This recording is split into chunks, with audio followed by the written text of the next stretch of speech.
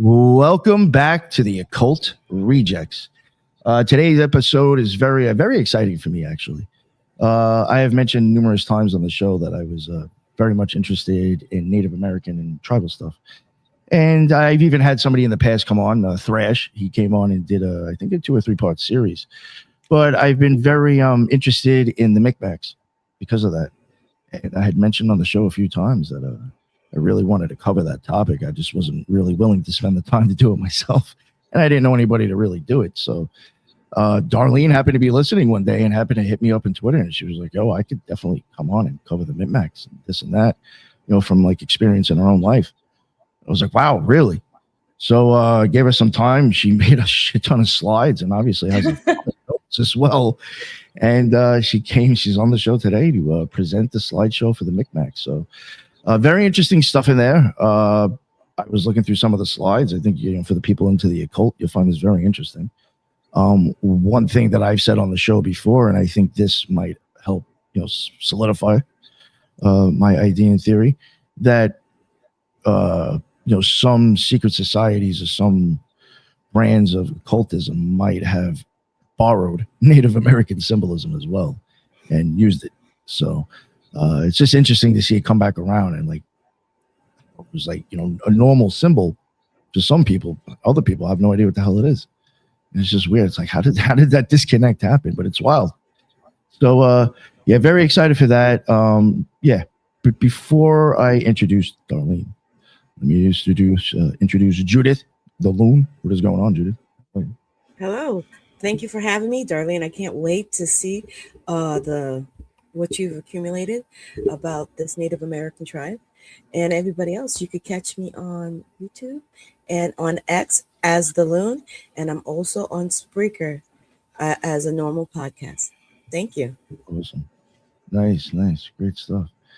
And Darlene, what is going on? How are you? Let people know whatever you want to introduce yourself with. Yeah. Thanks, Nick, first. And hi, Judith. So my name is Darlene. And although my name is Sanapas, that's a Micmac name, I myself am not a Micmac. My ex-husband was Micmac. So I was married and lived on the reservation for more than half my life. And so I was really immersed in the culture. I lived on the reservation, like I said, and my ex-husband was a practitioner of Native spirituality. So was his family, his father, his uncles. So they were all pipe keepers, they were lodge keepers and sun dancers. And so it was just very present in my life.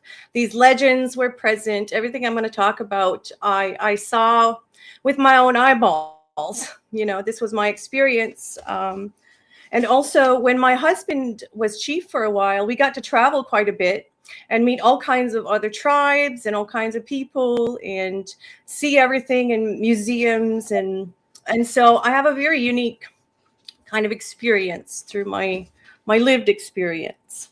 And one other thing that we had, I wanted to mention, was on the reservation about 30 years ago, we had a tourist destination called the Micmac Experience. And you could come and there was a museum and there was a little restaurant and a gift shop and canoe rentals. And there was also an actual medicine man that would take you on a guided tour and talk about many of the things I'm going to talk about tonight. So this is kind of the basis of my knowledge and experience of the Micmac. So yeah, that's just what I wanted to start with. I mean, you lived it for a long time or lived around it. I mean, yeah. I've seen the ceremonies. Like even to this day, I still smudge every day. Oh, nice. Okay. Yeah. So, so we can start. You can bring up the slides if you want. All right. Yes, we got slides. Look at this. Unless you have questions about me. Yeah. Here we go. Yeah. Who are the Micmac? All right. Indeed. So we're going to look at who are the Micmac. What are their beliefs, their folklore, their customs, mythologies, and practices, and why they've been so important throughout history. We will find that from the Vikings, the French, to the Knights Templar, the Jesuits, and even the Mormons, the Micmac Nation has been woven into the many stories, histories, and the fabric of North America. So their origins go as far back as the mound builders before them. They adapt well to newcomers and are well experienced and practiced in diplomacy. Their legacy endures, yet few know them. If we can try to imagine what history looked like from the shores of Mi'kma'ki, which is the Micmac land, who would we witness landing on the shores over the centuries? What does history look like through the lens of the Micmac? And who and where are the Micmac today? So we're going to look at, so we'll look at the slide. So they're known as the people of the dawn, the keepers of the eastern door, and it's also been called the Eastern Gate. Now, there's not a strict determination of what that means, but I have a theory of what I think it means. Because of where the mouth of the St. Lawrence River is, which is Micmac territory, which enters right into the center of North America, it was their sort of duty to guard that portal or entry. That's my theory. Okay. And they were also called the Children of the Light. They were the first men to greet grandfather's son, Niskum, every day. They occupied the eastern provinces of Canada as well as Maine. And the territory later became known as Acadia with the arrival of the French in 1604. And at the bottom, I had an interesting note that I kept seeing. The British were known to call them the Tarentines. And I'm not sure what that means or why they called them that, but I thought it was quite common. And the picture, I think, is really interesting. You can see he has two red crosses. So this is called L'Homme Acadien. And this is a depiction of actually a Micmac man. And you can see, as I don't know if it's tattoos or just drawings of two red crosses, a sun, and two serpents on his chest. So I thought that looked pretty cool. And these are done by a guy named Jacques Grasset de Saint-Sauveur. In the late 1700s, he was a graphic designer known for producing these hand-colored engravings of North American Indians. So that's the Micmac man or Acadian man. So you can go to the next slide. Okay. There. So the Micmac are the easternmost native tribe in Canada. Their traditional territory consists of the maritime provinces. There's 5 tribes that make up the Wabanaki Confederacy, which predates the European arrival. They're known as the people. Oh, yeah, I read that already. So traditionally, they were semi-nomadic hunter-gatherers, renowned for their basket-making skills, their birch bark canoes, as well as the art of porcupine quill crafts. Their knowledge of medicines and plants was highly regarded and eagerly studied by early settlers. And they were known to keep a lot of their medicine on birch bark scrolls, which the modern medicine society still uses. So this depiction here shows the traditional dress of the Micmac. The woman is seated and wearing the traditional peaked cap, and traditional ribbon dress. And the gentleman is wearing what's called the captain's coat or the chief's coat. And it's called the captain's coat because it seems that it was originally gifted by a French captain and adapted by all the chiefs and decorated with their traditional motifs. Interesting. You can go to the next slide. All right. So there's a close-up of the peaked cap, which is Algonquin tribes are known to wear these caps, but the Micmac one is unique, and it's quite like the Frisian cap we see on the right. And there's the Frisian cap also at the top. And I included the bottom right, the little red cap, is the French Revolution cap. So that would have been, you can see kind of a lineage through Europe and France of this cap moving to the west somehow. Yeah. And I'll show you in the next picture. Too, right? You said the same thing with Huh? that jacket, too, right? The same thing with that jacket as well. Yeah. There, I'll show the next slide will show, and there's Smurfy, by the way, because he wears a Frisian cap too. He's smurfing. Okay, yeah, you can go to the next. So this is a close-up of a chief coat that was gifted to Captain Henry O'Halloran and was made a Micmac honorary chief in 1841. Traditional chief regalia would have included a sash at the waist and leggings. And male headdress would consist of a headband decorated with feathers. So not like the Western Plains Indian big headdress that we think of sometimes. These are mostly more narrow and straight up with a headband. And it said that pre-European styles were said to be similar, but crafted with skins. The Micmac were eager to trade furs for cloths and quickly gained mastery in decorating and embellishing them. So they were wild about cloth, and they loved the ease with which they could decorate them. And so they became very decorated. That is dope, right? That hat is pretty cool. So the next, the bottom one there is an actual captain's coat. So you can see kind of the original version and the Micmac version eventually. And then the top one, sorry? They really did add to it for sure. Yeah. And the little brown cap up there, that was a French sailor's cap, which also is reminiscent of that French Revolution cap and the Frisian cap again. Yeah. We can go to the next slide. Yeah. So there I have a map, just in case people aren't familiar with the Maritimes. So the green part is New Brunswick. That blue part is Nova Scotia. The red part is Prince Edward Island. And so there's the flag. Oh, hey, old world.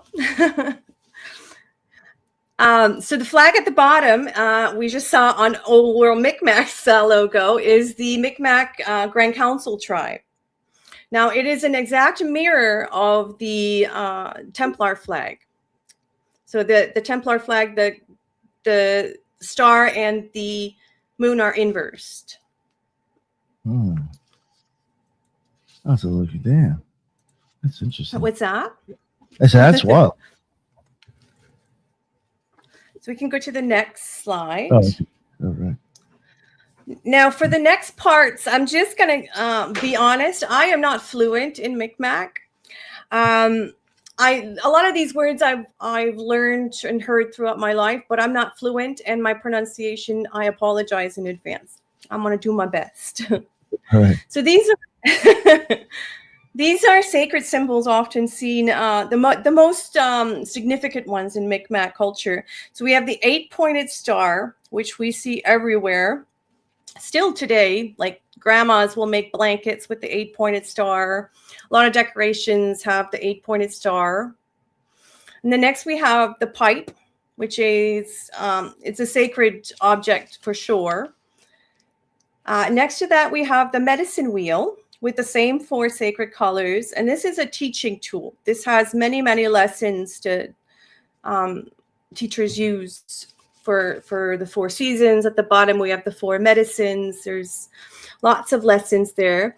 And so the 4 medicines at the bottom are sage, cedar, sweetgrass, and tobacco. Oh. And so these are used for offerings, like for smudging, and they're used for making prayer flags and prayer ties as well for ceremonies. Anytime you want to ask Mother Nature for something, you give one of these as an offering. Sorry, Judith? Do you know the breakdown for the colors? Those 4 sacred colors that they use as well? Like the different meanings for the tribe? For the wheel? Or there's like a million different explanations. Like there's directions. Each one represents a direction. Each one represents a medicine. Each one represents a people. like races, elements, and they'll use these objects to teach any of these lessons. Does that make sense? Yeah. Thank you. Okay. Yeah. Isn't that also basically also like the alchemical colors too, isn't it? I'm sorry. Chemical Yeah, colors? the alchemical Oh colors. yeah.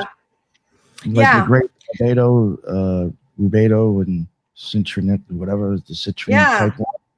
Yeah, that's the same colors too. Huh. And didn't you say that the Golden Dawn, was it the colors or just the shade? Yeah, something with the pentacle. These? I think it's very close to those colors. Oh, okay. Yeah. So these colors are seen in many motifs and like designs in dresses, ribbon dresses, ceremonial items, stuff like that. Instead of the So white, the next, just real quick, instead of the white, there would be a green, and that would be the Golden Dawn pentacle. oh, okay. Yeah, Okay. yeah. That was close. Yeah. So this is in the beginning. This is the creation story, the Micmac creation story. So there are 7 levels or worlds of creation in the Micmac world, and it begins with the creator. His name is Gizulk, and he's the giver of life. Next comes the son, Niskum. He's called grandfather, and he's the giver of shadow, which is really important, okay, in Micmac culture, because your shadow accompanies you your whole life. And your shadow is your connection to the ancestors. So in a bit, I'm going to talk about the cosmology of the Micmac world. But in the shadow is your connection to all of your ancestors. It's kind of like a Peter Pan portal in a way, if that makes any sense. So it's very important. Next, we get to Earth, which is Utsikamu, the place where we stand. And the drum signifies her heartbeat. Next came Glooskap. Now, I don't know if everybody's familiar with him or not, but he's like the hero character of the Micmac. He's a teacher, he's a leader, he's a magician. And I'm going to talk about him a whole lot more in a bit. And he represents the east direction. Then came Grandmother, Nugumi. She represents wisdom. She was born of the rocks, and she represents south direction. Next came Nephew, Nedawanson. He is strength. He's born of the sea foam, and he represents west. And last came Mother. She is love. She's born of a leaf, and she represents north. And so that item on the right there, that's a coin that was minted by the Royal Canadian Mint that depicts the Micmac creation story. And it has the 8-pointed star with 7 stars around it in the center there with the moose. And there on the left, we can see Glooskap with his feather and the lightning. We can see the mother at the top with her leaf. We can see grandmother at the bottom and Nedawanson there in the west. So That's great. yeah, we can go to the next. Oh, The 8-pointed star with the stars surrounding it. Is each of those stars meant for each of the tribes, the different tribes in that area? yeah. Actually, I think the next slide talks about the number 7. So, because the number 7 is really, really important. Yeah, it's the number for Micmac. So it's a sacred and significant number. You get the 7 sacred directions. You have east, south, west, north, above, below, and center. You have the 7 worlds of creation. You have the 7 sacred teachings, which are love, respect, honesty, courage, wisdom, truth, and humility. The 7 districts. The 7 fires prophecy, which is an end times prophecy. We have the 7 sacred parts of the head, which are the 2 ears, the 2 eyes, the 2 nostrils, and the mouth. The 7 sisters, which are the 7 stars of Pleiades. There's lots of legends concerning those, and also the 7 sparks of the sacred fire, which again I'll get into that with the Glooscap legend. So 7 is all over the place.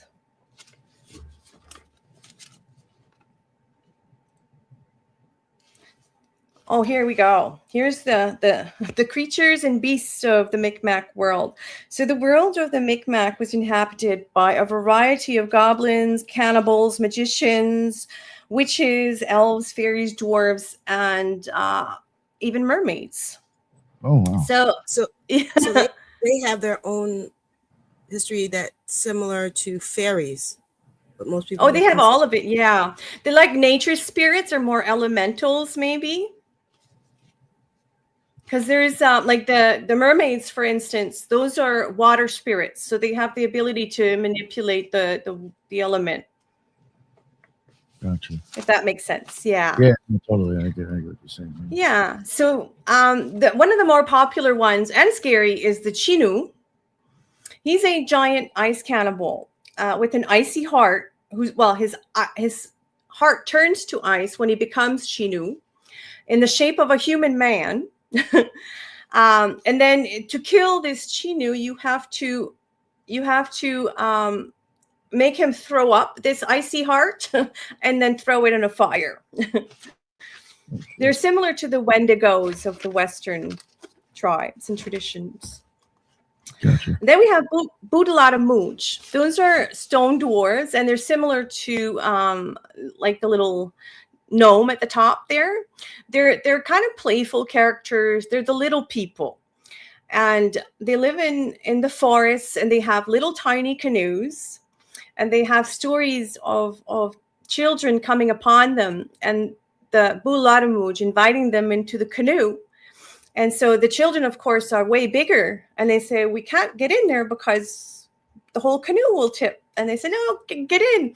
And as soon as they put one foot in, they start shrinking to the size of the little people. So they have magical powers. And actually, they're still very present in modern culture. Like when my kids were growing up, everybody talks about Boodaladamuj. If something went missing in your house, you blame Boodaladamuj. Or they move it sometimes. You look for something and then you find it somewhere else. They play tricks on you. So they still talk about that. I'm going to date myself, but it almost sounds like the source of a little cartoon. Unless you grew up in the 80s, you don't know this cartoon's called The Littles. I remember The Littles. Yes. Yeah, it is The Littles. So I'm wondering if this was like the prototype for them to come up with that cartoon. The chicken or the egg, maybe. I'm not sure. So then we have the Gukwes, who's a hairy man-eating ogre. He is half man, half beast, and is known to carry away children in a basket on his back. That creature at the bottom corner is Skarektamok. So he's the ghost of an evil sorcerer. He's a revenant, an undead, and he's a vampire. He lives in Ghost World, which I'm going to talk about soon. Then we have Sabawelnu, which are the mermaids. These are nature spirits, and they're called halfway people of the water, and they're alluring and dangerous. We have Jipigjum, which is the horned sea serpent. Now, this is a creature that can be as small as a worm or as big as a whale. He's a shapeshifter in size, and he will show up at the end times. And then we have Winpy, who's a giant magician and enemy of Glooscap. There's so many legends of these two, like messing around and trying to off each other, and so they're like mortal enemies forever. So we can go to the next slide if you want. I do have to ask a question before you get, because especially with this slide, we're going to have a lot of questions. But I'm trying to figure out whether a lot of these the historical depictions were influenced by the French? Because they're up in Canada, correct? The French are, yes, for No, sure. no. The tribe is originally from up The there in the, Mi'kmaq? yes, Yes. in the Canadian. So I'm trying to figure out the influence that they had. Did the French have the influence, or did they, when they got together, it was like the French was sharing their Well, tales? they loved each other. The French and the Mi'kmaq were very friendly. For a century and a half, they had what was known as treaties of peace and friendship.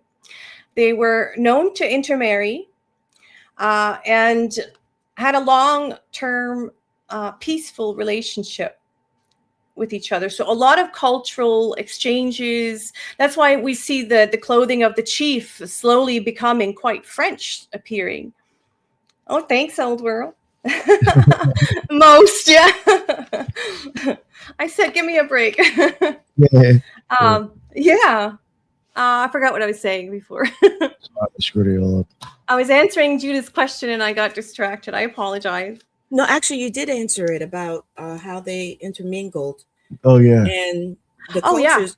Because I'm just, while they're sharing their exchanges when they first met and everything, uh, the the relationship between the two, like they would share their tales, and I was wondering if it was a conversation that either they like the stories that they were being told, or they were like, oh, Yeah. your version of this boogeyman is this for us, which actually Oh.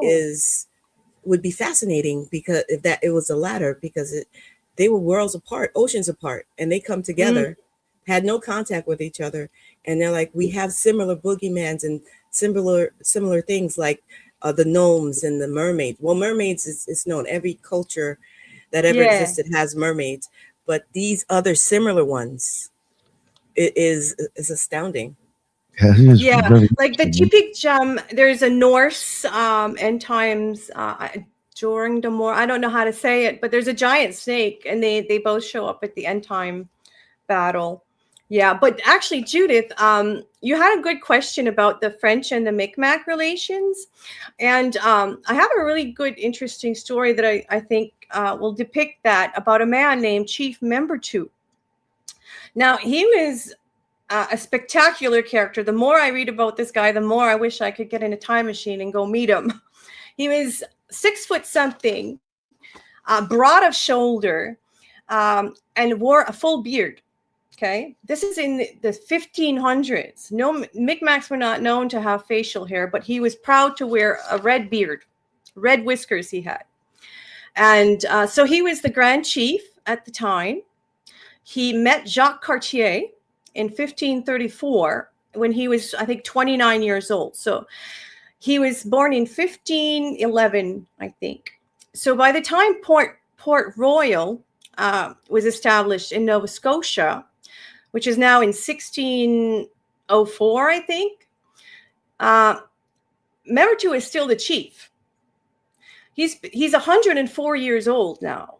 And he's meeting a gentleman, like a fine, fancy French lad called Lescarbot, I think, or no. I think I have it written down. But anyways, he meets this upper class officer from France who absolutely adores him. So now, traditionally in French like settlements, the hierarchy was maintained. So the officers didn't eat with the lesser people. There was a strict sort of separation. But when they would invite this chief and his men over, these men could dine with anyone, anywhere they wanted, with officers and whoever. But the officers were enthralled by the stories that this chief would tell. They were in song, and they would become animals in front of their eyes. And so they were just like mesmerized by the stories this chief told. They believed every word. They didn't doubt these almost absurd stories, adventures he'd had. He owned a boat called, I think it's a shallop. It's not a canoe. It's a big seafaring ship that he was very proud of, that he would take out to sea and meet the incoming Europeans. And so when he was 104 years old, he took his men on a war party to Maine to avenge the death of his nephew, I think it was, at 104. So he was gone at that time for an entire winter. And the men at Port Royal were said to be so sad at their departure and longed for their safe return so they could be regaled with new tales of their adventures of this incredible man. And so when he returned, there was a major feast and a real welcome back. So I think you can see the relationship there. And the letters they wrote back to France about this man is where I'm getting all these details. And it's pretty incredible, I think, how they respected each other so well. Wow. It actually puts the French and Indian War into a better perspective too. How Yeah, they were fight allies. Well, so the previous winter before Member 2 went on his war party had been, I think, the first winter at Port Royal, which was a very difficult winter. And Chief Member 2 and his men were said to have spied them and said, these men will not make it unless we help them. So they did. And that started these really lifelong, respectful relationships between the men. So we can go to the next slide, Nick, if you want. Sure. So there's tons and tons of petroglyphs out here. These are mostly all found in Nova Scotia. The first one there is, of course, the 8-pointed star. This is found in Bedford Barrens, Nova Scotia. Notice that there's some doodad there up in the right corner. Now, rarely is this shown as an entire photo. Usually you see the 8-pointed star, but not the little jigger at top. And that's said to be something to do with the phases of the moon. So I thought that was a cool one to add there. Okay. The second one is a picture depicting, a giant ship, a tall ship, and what seems to be some shape-shifting creatures. They seem to be half men, half trees, or antlers. Mm. I'm not sure. And that is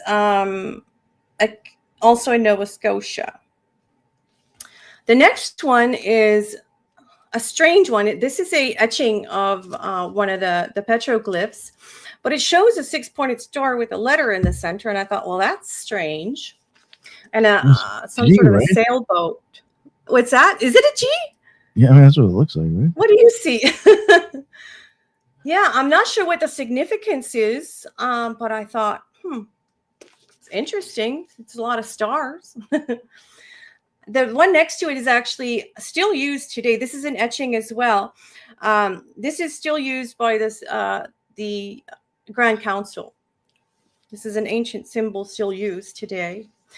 I don't know if you can really make out the bottom one too well. This is a wild scene.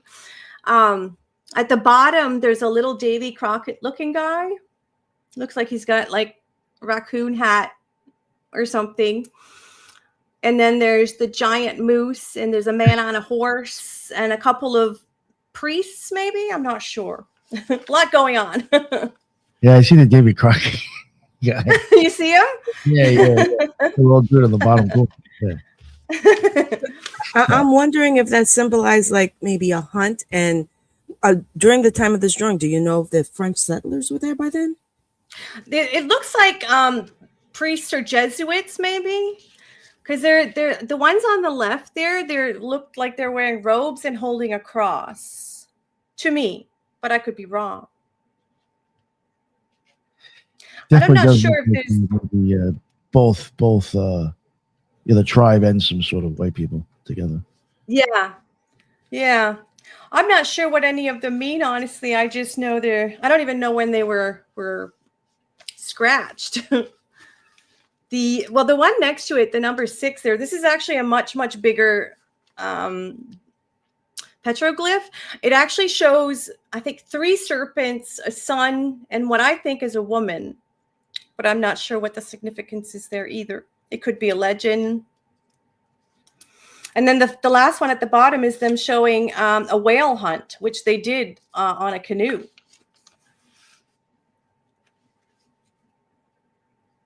Oh. We can go to the next slide if you. Sure. So now we're going to get into the cosmology, what the world looks like. So they call North America Turtle Island. That's the name traditionally given. They followed a 13-month lunar calendar. So if you see at the back of the turtle there, the turtle shell, that's used as a lunar calendar. So the inner 13 scales represent 13 months, and then the outer 28 scales represent the days, 28 days. The night sky was called the cavern of darkness, holding the stars. It's similar to the Egyptian Nuit. The Milky Way was known as the Milky River, and it's the way which guides the world above the sky, which we're going to get to in a minute. This is where the spirits go. This is the way it takes a whole year once you pass to travel the Milky Way back to the stars. And so the Micmac, well, I guess there's 6 parallel worlds. So we'll get to the next slide. I can't remember what it was, exactly what it was. It could have been some sort of tribe. But when I did cover gematria and ciphers, it was like a 2 or 3 part series I did with Lisa. I did mention how they showed how they did use the shell of a turtle as like a way to make some sort of like sigil. I think it might have been a 4x4 square on the back of a turtle or something. So I even showed how the back of a turtle was used in a different way with numerology. Yeah. That is very interesting. Each month represents a different animal, a different like occurrence in nature. It has a name, but I don't know. I wouldn't try to pronounce them. We got Nuit, April 8th. Nuit coming soon. April 8th. Yeah, that was the first writing of the Book of the Law. The first book, the first part of the book, Nuit. Yeah, 8th, 9th, and 10th. That was written. So in the Micmac world, there's 6 parallel worlds. Okay, so the first world is the world above the sky. So this is the Milky Way, the spirit world, the path to the land of the dead. It's where the ancestors dwell. It's the realm of the masters. It's the domain of spirit beings, and it's where the stars and celestial objects are used for navigation. So the stars are fixed, but the planets obviously move. So they would refer to those as the traveling stars. So it kind of works like a giant clock, where the fixed stars are like the numbers on the clock, and the planets moving are like the marker of time, if that makes any sense. Yeah. So that's the world above the sky. Next is the world above the earth. So this is sky world. So it's the realm of the birds. There's a giant man-eating bird also that lives in this realm. And it's what's referred to as the bird's eye view for the shaman. So a shaman would learn. It's kind of like the three-eyed raven, maybe on the Game of Thrones. They have to learn to embody the spirit of an animal in order to gain the vision. Does that make sense? Yeah. So they would be able to gain a bird's eye view. Huh. Right.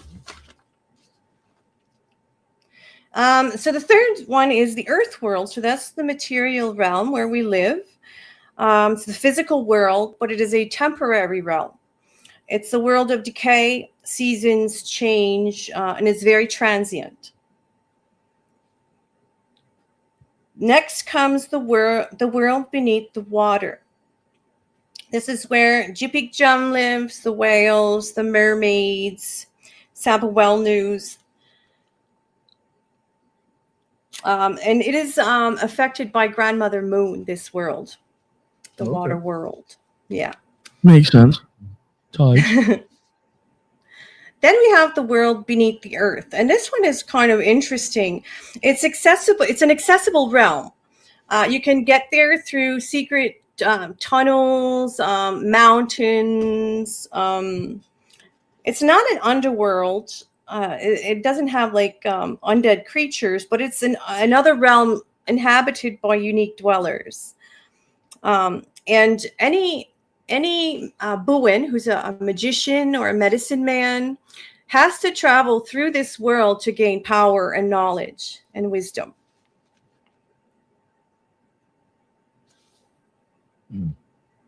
So, and then all around it, you see what is known as Ghost World. So Ghost World's the world between worlds. It's a spirit world, a land of lost souls, like the Skarektamuk, an undead witch doctor. It's a dangerous realm. It can be tricky or distorted. It's full of dangers for the uninitiated. But a shaman could travel there for medicine even. Shamans have access to all of the worlds. It's like layers of density. If you think about it, the top one is lighter than air. Then you have air and earth, and then more and more dense the more you go.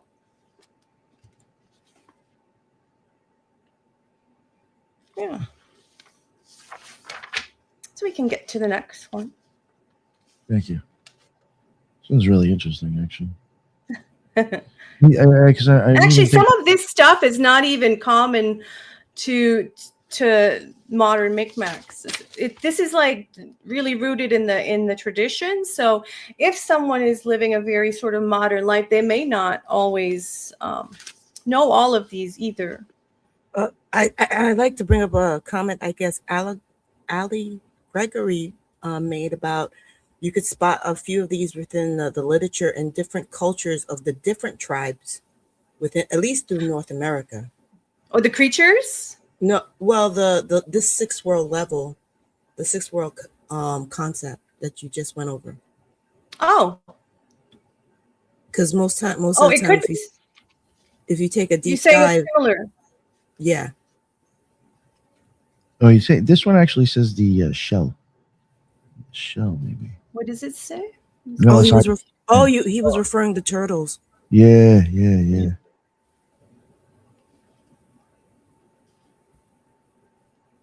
Okay.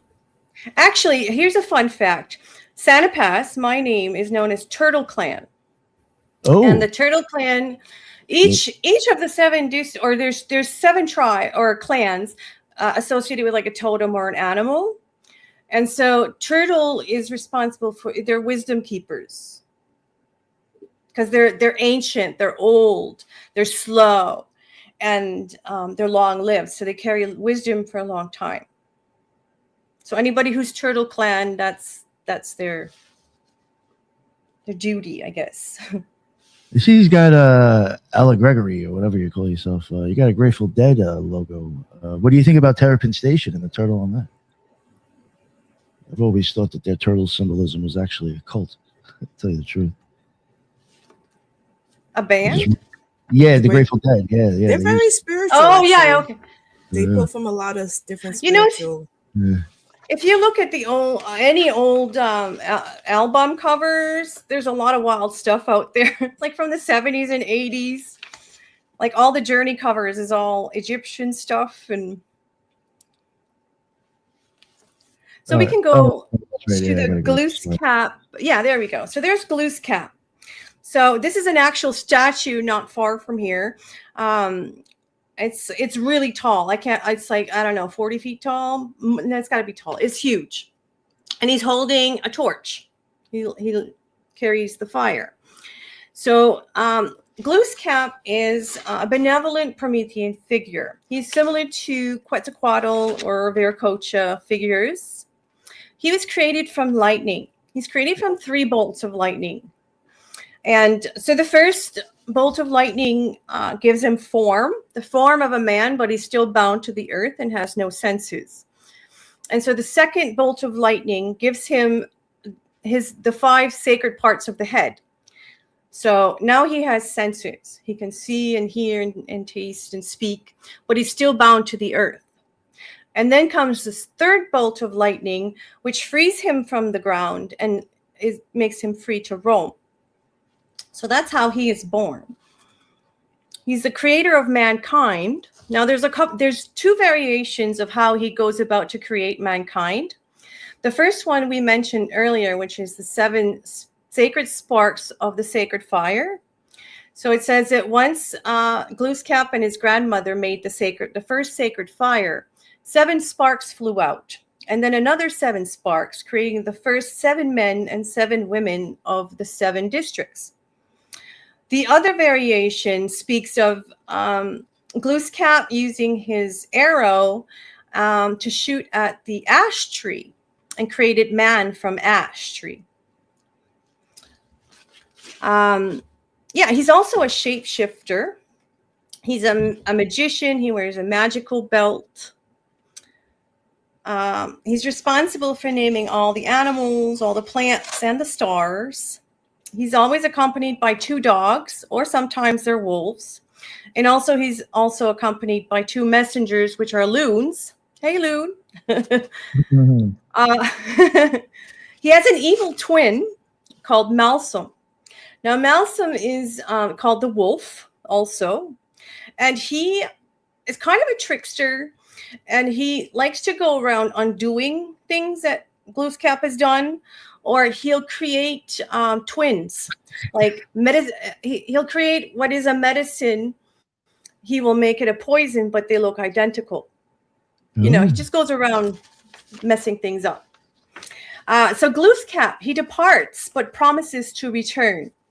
His coming in the last day. So his departure also has 2 variations.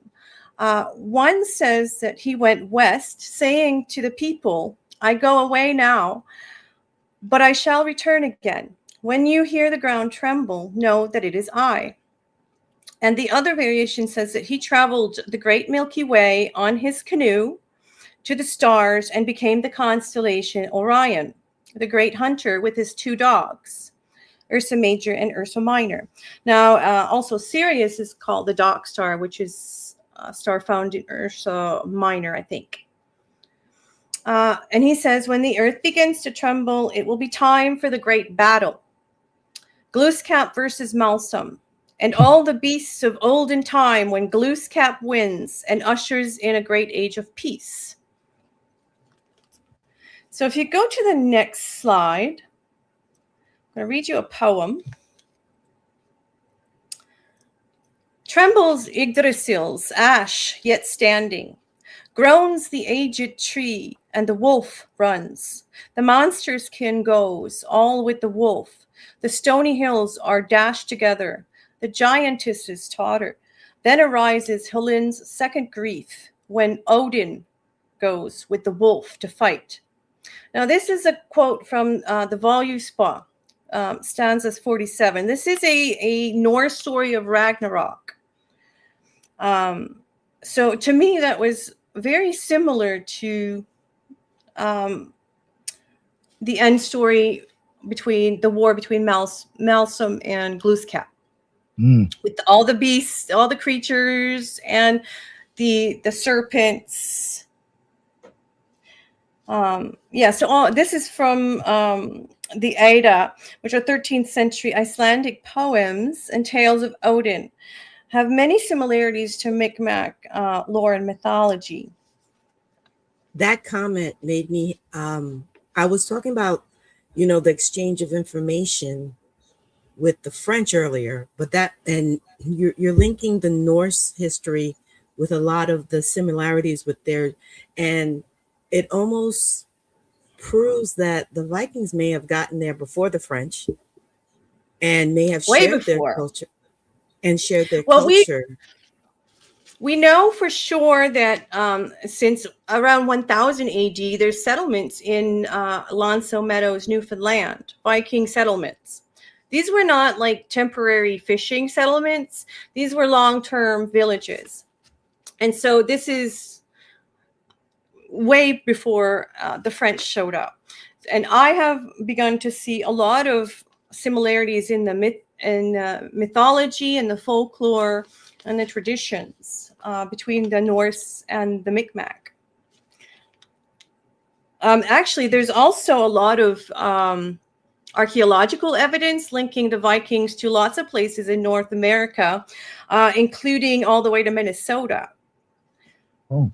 There's the, what is it called? The Kensington Stone in Minnesota. Oh, yeah. And there's the Yarmouth Runic Stone, which is in Nova Scotia. Is possibly a relic left by Leif Erikson in Nova Scotia. And I was about to say something, and Mark popped it up in the chat as well. The red-headed Indians as well. The fact that the chief that you spoke of earlier had a red beard. I was a little surprised by that. I was like, yeah. And he was proud of it. But I'll tell you something funny. My ex-husband had black hair, but when he grew a beard, he had red whiskers. That was some Norse dude knocked up some Mi'kmaq chick. No doubt. Actually, there's Mi'kmaq blood in Iceland. There's a story. Where is that story? Oh, I think it's in another part. But there's definitely a story where in the saga of Eric the Red, which is a Norse saga, it talks about how they, it wasn't Mi'kmaq, sorry. It was, I think, definitely native, but I'm not sure if it was Mi'kmaq. They took these two children to Iceland, native children, taught them the language, and now there's direct DNA tracing lineage in Iceland back to North America. So there was a crisscrossing between the cultures, I believe. Oh no, I totally think most definitely there was. There's too much evidence there. Yeah, well, there's more actually. I have a few more slides that gets into that a little bit. I think the next one shows the similarities between Glooskap and Odin. Oh, and you can notice the tree there. That's the Yggdrasil's tree of life there. Oh, there you go. He knows what I'm talking about. He's got a little bit of red hair. It's not uncommon to see red whiskers on Mi'kmaq men. It's true. So we can go to the next slide. There we go. Okay. So here's Judith, as you were saying, similarities between the characters of Odin and Glooskap. Each of them is said to create man from ash tree. In the Eddas, Odin creates a woman out of elm, I think. They were without senses until they were endowed by the creator. Odin has two ravens as messengers. Glooskap has two loons. Odin has two wolves as companions. Glooskap has two dogs. Odin is present at the final battle of Ragnarok, and Glooskap is final at the last battle with Malsum. They each created the dwarves and all the creatures, and at the end, they're accompanied by the giant sea serpent at the final battle. And you can see similarities in the symbols as well. So the center one is the solar cross for the Norse, and on the right side we have in the center the medicine wheel. At the bottom is each depiction of the 8-pointed star, kind of a variation of the Norse one. And at the top left is the what do you call them? The runes. So this is how they show you get the runes from the 8-pointed star, which is a Mi'kmaq symbol. So the Norse runes come from the 8-pointed star. Do I know? Mark? No, I don't. You think you go ahead, Judy? You did mention earlier that sometimes they were wolves. In some legends, they call them wolves. So there's a lot of wolf symbology too, which I think is very Viking. They're the sons of Ulf, right? The sons of the wolf. And so Malsum is known as the wolf. He has sometimes two wolves at his side. I find it convincing and interesting. Well, you also have to sometimes this is how I would put it into context. Like maybe the loons, I'm just taking a guess, might have been more common to see than ravens. So they just attribute it to whatever was around them that they could use and see. You know what I'm saying? So sometimes I wonder if that's even the difference. It's just they are Yeah. recopying it, but they're just going to use things that, they're equivalent. We did just find Well, I out. mean, the solar symbol is, and it goes back as far as time. So I think every culture has a solar cross or that, that symbol, the circle and the cross. And we did find out yesterday that the Canadians do love the loons. It is Yeah. popular. It's not as popular down here in the U.S., but I know it's popular in Canada as well. This is another Shout out to reason. the loon. Yeah, it's another reason why I even thought. I'm like, well, the loon is probably more normal to see over there than ravens, maybe. Yeah. Ravens. Well, there are some, but they're more of a Western bird, like a Western coast. But you do see them occasionally. Yeah. This is pretty cool. This is very interesting.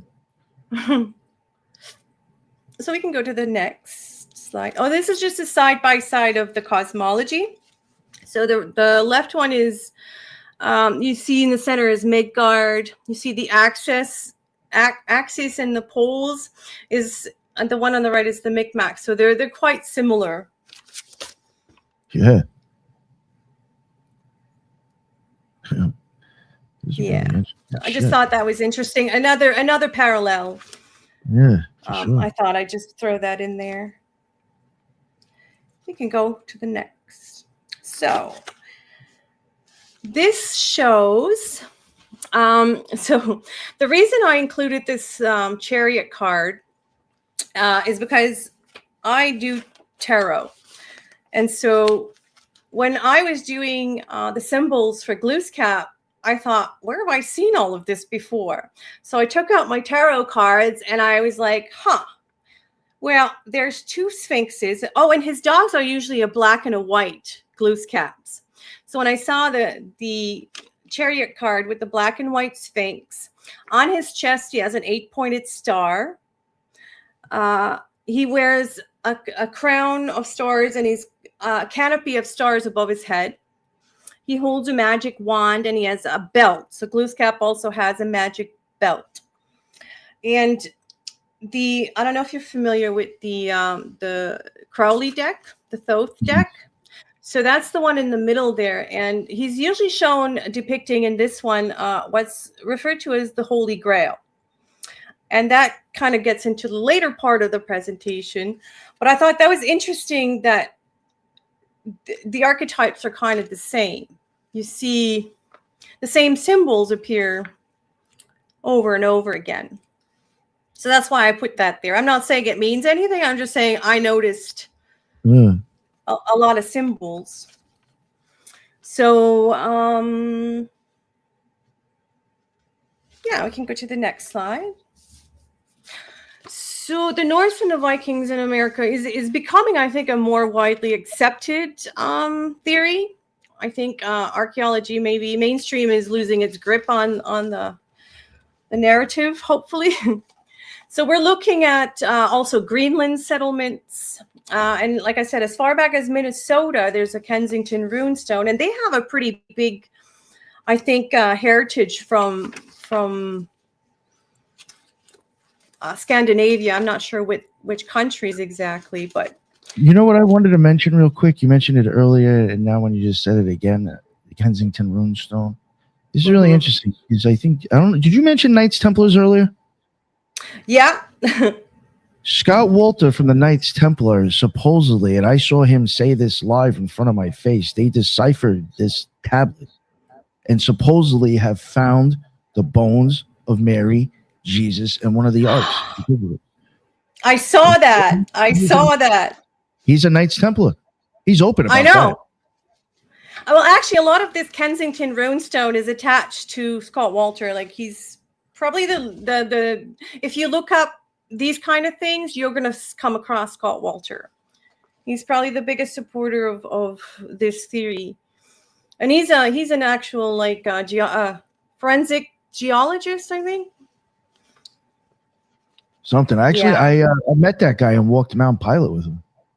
Oh yeah. Yeah, North You should have him Carolina. on your show. I've actually tried to. I mean, he said he would, but then the guy never answered me. He even followed me on He's Twitter. everywhere though. Okay. Yeah. I should hit him up again, maybe. Actually, I don't know. Yeah. But There's always something new coming out. Oh yeah. Well, that's another thing too. I mean, the guy's filming shit, so he's pretty busy. And I'll just keep it real. Yeah. Like, if he's on a podcast, I'm sure he wants to go on a bigger show than mine. Let's see. So yeah, the Vikings were called, I said earlier, the sons of Ulf, or the wolves of the seas. Yeah,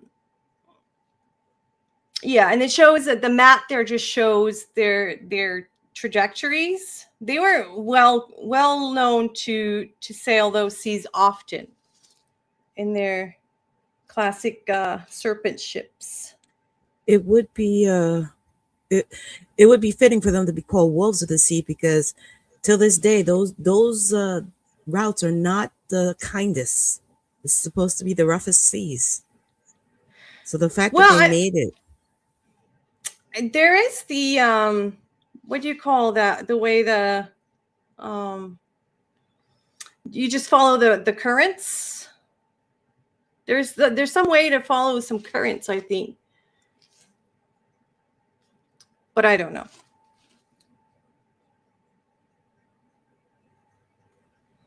Okay, do the McKelrick have like stories of the actual Vikings, of like them in the past and how they interacted and the meeting and the exchanges between the two? Not from my knowledge. No, I haven't heard any like legends and stories about the no, I haven't. I'm not saying there isn't. I'm just saying I'm not aware of any. Yeah, I'm pretty sure they intermingled regardless. Yeah, it'd be interesting to look into the DNA, because I know there's DNA in Europe from Micmac people that were brought over. They were intermarried and went to Europe, and some were presented to court and all kinds of things. So there's lots of stories of Micmacs going to Europe, and I'd like to see where's the blood found, because we know the Mormons claim Micmac blood.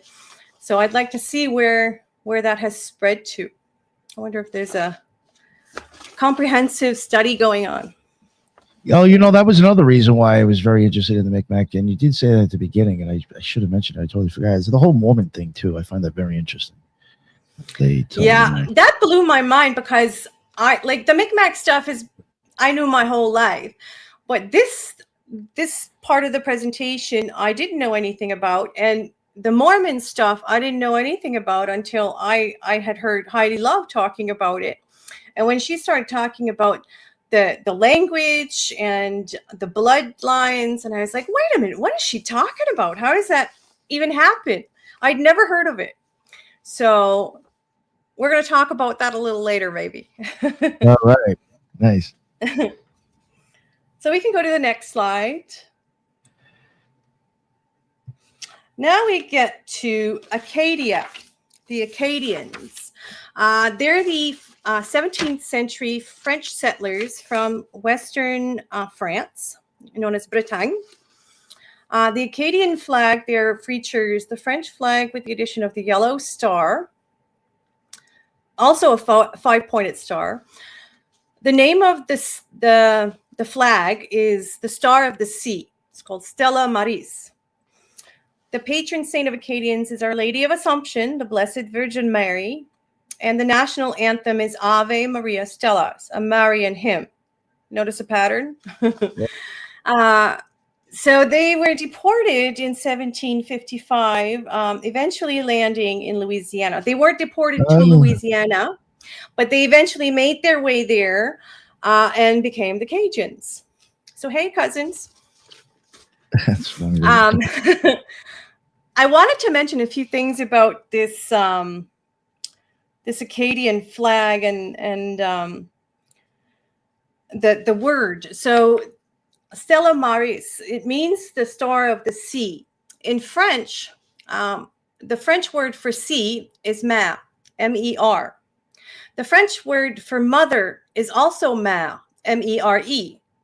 So if you were to say it, it sounds the same, but they're spelled different. So it could also be the star of the mother. And then you might think, I would think like Ishtar or the Holy Mother or the Divine Feminine. So I had thought perhaps maybe there's some reason the Akkadians came to the New World. Maybe they were hiding a secret too, or there was some whispers that they might be leftover Cathars, which is a whole nother rabbit hole. Yeah. So I just thought they were fun little facts. Oh, and I wanted to mention something called the Filles du Roi.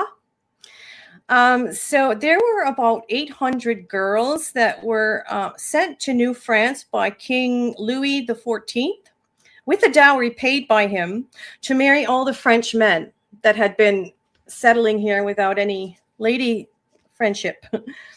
So they were usually poor, uneducated women, aged 12 to 25. And modern day descendants of these girls include Hillary Clinton, Madonna, and Angelina Jolie. So that's just a fun fact. Oh. Another rabbit hole to go down. Yeah, right. Yeah. Well, Yeah, it seems yeah. like it's so strange how connected France is to everything. Whether you're looking at Cathars or Templars or Acadians or even the origin of, like, for instance, the Sinclair clan, I'm going to talk about that a little later. So it's so central to everything that's happening throughout history here. It affects everything that happens here somehow. I think the French have more of an influence than people realize. I agree. And I think Quebec here in Canada still sends boatloads of money to France all the time. That's their arrangement. That's why they, yeah. You also have to remember that it wasn't just the British that colonized the North America. The French was side by side with them.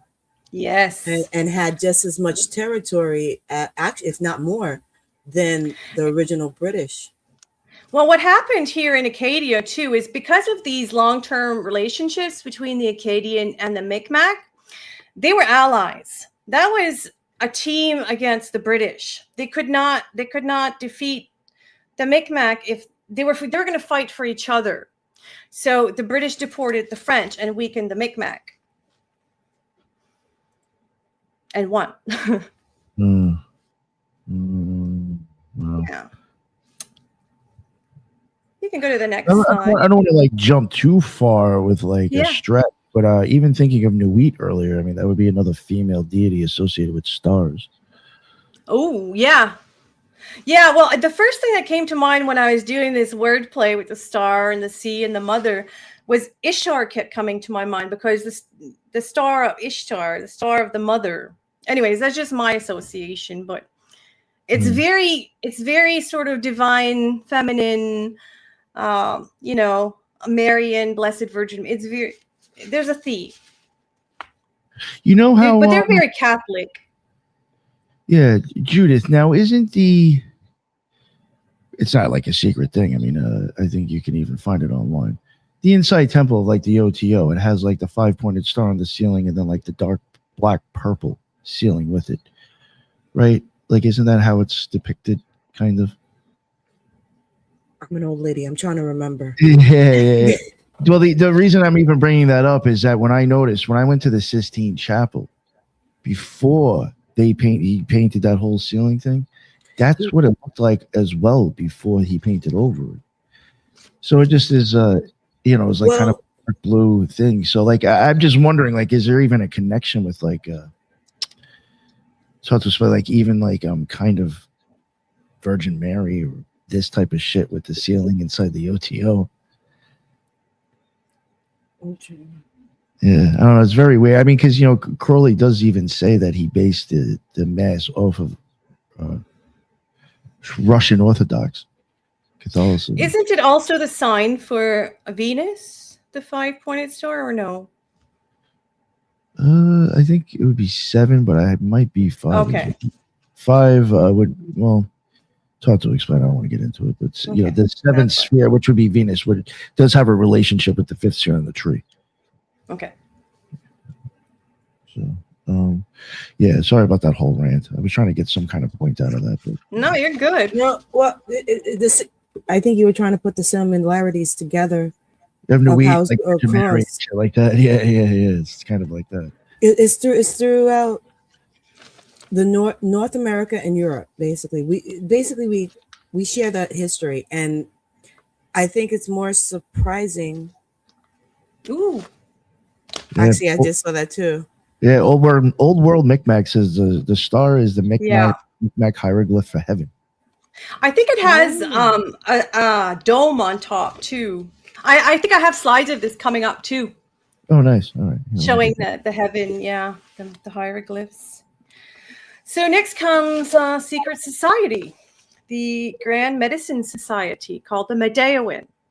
So the Medewin are an organization of traditional spiritualists and healers, practitioners of magic, keepers of sacred knowledge.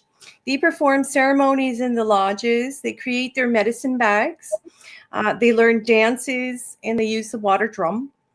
It's a structured society with learning, including degrees and initiations. Initiates and pledges are guided by the Mide, which are the leaders. And teachings are still kept on birthbark scrolls, like I said earlier. And also stones, teaching stones. The Miga shell, which is that cowrie shell, is a sacred item used in initiations and ceremonies. And this is a shell that an initiate will be shot with, and it has to pierce the skin. It has to pierce the flesh to be, Ooh, okay. So, yeah. And then, so they also participate in sweat lodges and vision quests. It may include like fasting and seasonal ceremonies. Yeah. So they're still around for real. Oh, shit. We can go. Oh, Hello. hello. We have mounds. We have a mound.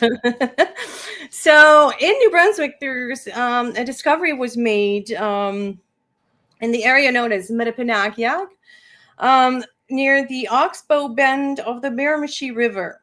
Is found what is known as the Augustine Mound.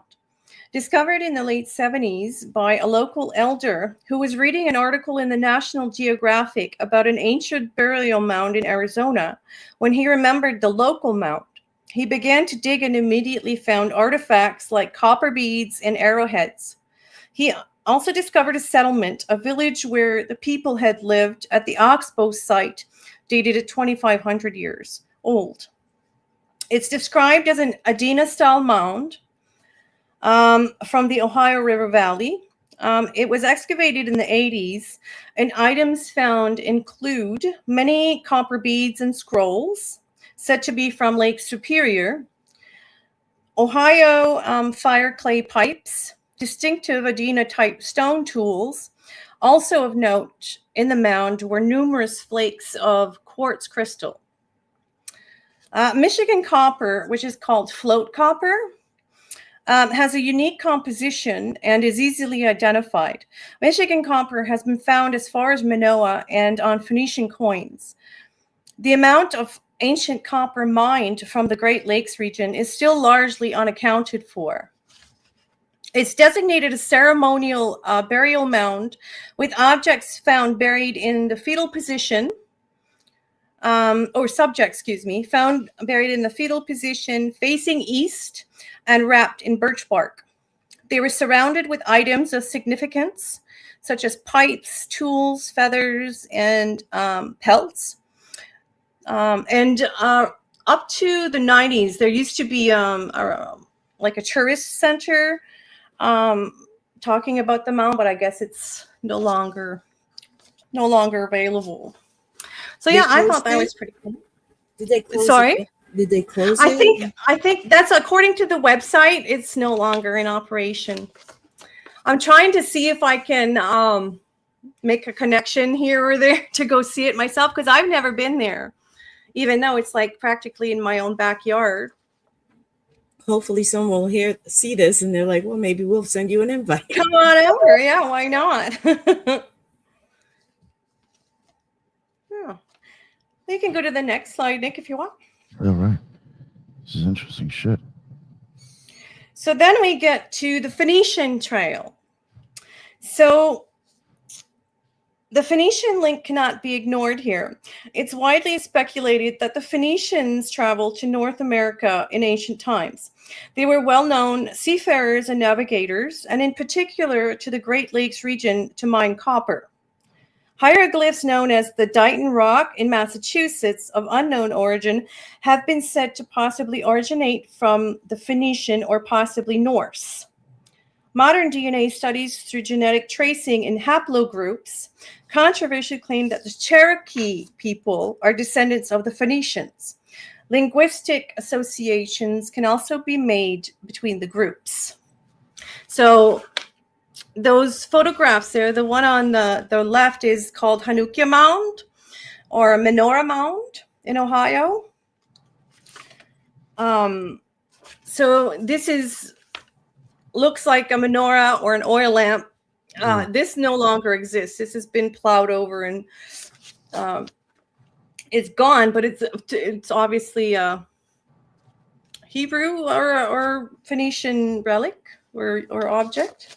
Yeah. Then you get the Bat Creek Stone, which is a tablet found in Tennessee in a Hopewell Mound. At first thought to be Cherokee script, it was later claimed to be Paleo-Hebrew. Dismissed as a hoax, but it's still held by the Smithsonian. And yeah, the whole site is also now underwater. The one at the top right is called the Dighton Rock. So a glacial boulder found in Berkeley, Massachusetts. It's referenced in 1690 by Cotton Mathers of the Salem witch trials. In 17... No, it doesn't matter. So yeah, this is another one of those Paleo-Hebrew and Hebrew stones. At the bottom is what's called the Cherokee syllabary. And it showcases similarities between Paleo-Hebrew and this Cherokee. And then I showed a Phoenician boat because those are a lot like the Viking boats a little bit. Yeah.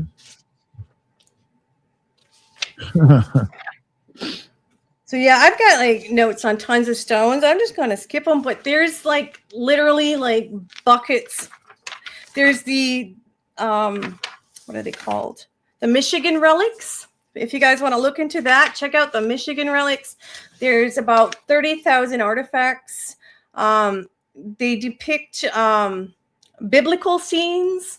They're tablets of slate and copper, and they reference Noah and King Solomon and all kinds of interesting stuff. Do you know how far back they go? The dating? Yes. I think they said, I want to say 300 AD, but don't quote me. That's very significant. You might want to fact check me on that. But that's what I think I saw. Yeah, that one is a really significant one. And there's like literally like tons. I have 4 pages of notes on all kinds of stones and stuff, but yeah. Any questions? No. Okay. So here, it says, go to the Jew of whom the Lamanites are a remnant, that they may believe the gospel, and look not for a Messiah to come who has already come. So this is from the Book of Mormon. I was going to interrupt you and be like, don't the Mormons believe in the Lamanites? Before I read the rest. Yeah, now I don't know a Nephite from a Lamanite. Like I don't know Mormon, but I do. I do know they believe that the ancient or the native tribes or remnants of the tribes of Israel. And it's funny because here in New Brunswick, I have often heard, it's kind of like a whisper and a half joke, but they throw it out there. It's kind of like, we're one of the lost tribes, or they say we're one of the lost tribes of Israel. So it's not necessarily that they believe it, but there's an awareness that in the collective somehow, if that makes sense. Yeah. No, there's I don't know. There's a lot of weird stuff about the whole Mormon. Yeah. There's just a lot of even the whole thing with Joseph Smith being, which the church admits on YouTube. They even have a 3-minute video that they do admit he was a Freemason. I even had Carl Crusher on the show who got married in a Mormon temple, and he saw the plain as day Masonic symbolism as you start getting farther into the thing, where you got to start shaking hands through fucking shit. And he said, and the veil. Yeah. He says it's so wild. He says if you didn't know anything about it, you wouldn't, but it's like right there in your face that there's actually legit Masonic symbolism in your face during your wedding. Yeah. Well, they say that Joseph Smith stole the Masonic rituals and made them Mormon. I don't know. I'm not a Mormon, but yeah, and then the thing is too is like what you showed earlier. Even when you were showing some of the stuff, there was a G in there, like fucking a what? A G? Yeah, I know. That looked. That's what I was going to ask you about that picture. Yeah. What does it mean? I don't know. Very interesting. Yeah, and there's also some It's a what? A lot of crossover, like all over the place. But it's all linked. You see, like we have Micmacs and Norse and Phoenicians, and they're not disconnected. And the French, always the French. Yes. Even Crowley, I think, had high regards for Joseph Smith. And then there was a lamb. I bet you he did. Crowley was talking to lamb. Huh. Isn't that a weird shit with that? Because even I think even the guy who scribed for Joseph Smith was like Crowdry instead of Crowley. It was like 1 or 2 letters. Oh, yeah. So weird. Yeah.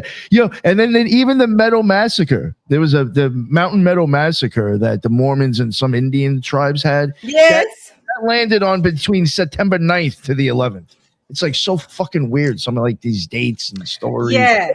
Myths. Yeah, you know more about the dates and stuff than I do. It's so fucking weird. Yeah. I think it's all connected. That's what I think. I mean, nobody's got to believe what I believe, but I believe what I'm putting out here is connected. I can't necessarily show all the links, but I'm putting the pieces together, and there's nodal points that they all connect to. So number 7 again. Yeah, with the it was interesting. Good point. All right, here we go with the Mormons again. So the white gods. And some Mormons do believe Quetzalcoatl and Jesus Christ are the same thing. Exactly.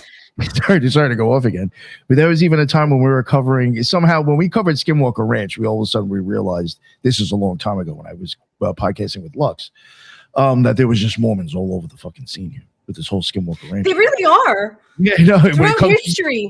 Shit, they're fucking all over that stuff. It's very weird. They pop up everywhere. Yeah, but I was looking into it because all of a sudden I was like, yo, what's up with this? This is the Mormons. So I really started looking into their shit. And I even found it was like, how you call up Liberty Travel to set up a kind of a vacation for you. There was groups like that were from Mormons to go to Quetzalcoatl, to go walk that pyramid in Chichen Itza. Yeah. There was Mormons that would go to that pyramid and go there because of Quetzalcoatl and Jesus connection. They're still linked to Quetzalcoatl today. I know. It's wild. Yeah, so, it's really weird and connected and twisted. The white gods, all right? So throughout all the Americas, endured the claims that the Native Americans were visited by white gods, bearded usually, influencing religions and culture. in the Emerald Tablets of Thoth, the Atlantean, he describes sending Atlantean emissaries all over the world to teach humanity and rebuild civilization. So the Mormons have a particular affinity for the Mexican serpent god Quetzalcoatl, who's actually, when Cortez arrived, they thought him the reincarnation of Quetzalcoatl too, because of his whiteness and his beardness. And also Glooskap, or Sinclair rather, which I'll talk about in a bit, was also thought to be the return of Glooskap. They're often bearded and blue-eyed, tall men. There's Viracocha in the Incan tradition is called the Old Man of the Sky, the Ancient One, the bearded and white teacher of Creator. So Quetzalcoatl is associated with Venus, the morning star, Lucifer, divine feminine, dawn, merchants, and knowledge, and the sun. So among the beliefs of the Mormon is that the god Quetzalcoatl was Jesus, like Nick said. Quote, the story of the life of the Mexican divinity Quetzalcoatl closely resembles that of the Savior, so closely indeed that we can come to no other conclusion that the Quetzalcoatl and Christ are the same being. That's from the Church of Latter-day Saints Church President. Yeah. Very interesting connections and just. So, yeah, it turns out maybe the Mormons have the truest version of history in the Americas after all. Yeah, you can go to the next slide. So here we're getting into the language. And so this is what Joseph Smith is said to have used to decipher the tablets or the plates. That yellow piece of paper there on the top right is called Reformed Egyptian. And so if you look at on the left, it shows the Reformed Egyptian and the Micmac, and they're very, very similar. There's a lot of identical symbols. They call it Nephite here, but it's known as, yeah, there it is. So, and the bottom picture is Joseph Smith scrying in his hat with, I guess that would be Cowdrey? Oh, yeah. Oliver scribe. Yeah. Yeah. Yeah. It's weird names. This is like, it sounds so much like somebody else.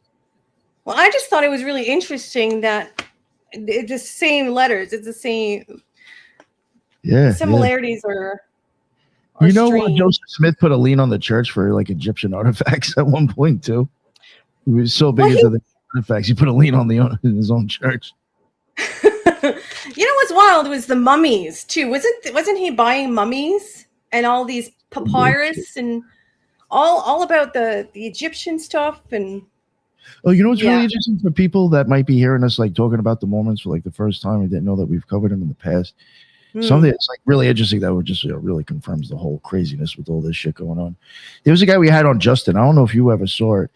It was a long time ago. It was me, Justin, and Lisa we had him on. He showed. I mean, it was. Oh, was it the guy with the Rotary Club? Yeah, how they connected. I remember him. Mormon Church throughout the Rotary Club. Yes. Crazy thing that I had told him, I was like, yo, for some reason, there was something where I found like the Rotary Club was like kind of shady with like, my opinion, some of the smiley face killings in Austin and something to do with Gilgo. It just seems like it's too convenient that they happen to pop up. And they have boats, you know, so somehow I something like with a Mormon connection, I thought there might have been. And I told him, I was like, yo, look into the Rotary Club. I have a feeling there's something weird there. Yo, and he was like, dude, what the fuck? He was blown away. I guess I was on something there, and he ended up coming on the show, showing how there's a total fucking CIA connection. They pulled the church out of bankruptcy, basically. Yeah, it's fucking insane. So I mean, something's already weird with them to begin with now. They're everywhere. Yeah. Throughout history too, though. Okay, we can go to the next slide. Yeah. All right, and this is on the left. You can't really see it. Old World was talking about the word for heaven, and it shows it on one of those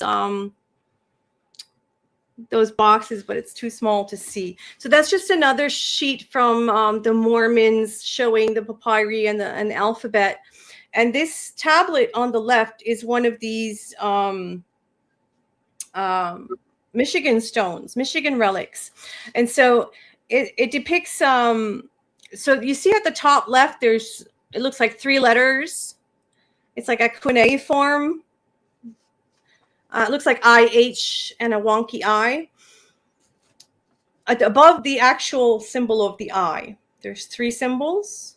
It's called the mystic symbol. And it's said to be a cuneiform version of Yod He Vav. Oh. So, yeah. And all the symbols they're a combination of Egyptian and Hebrew and Greek even. And they have images of biblical scenes usually. 30,000 relics.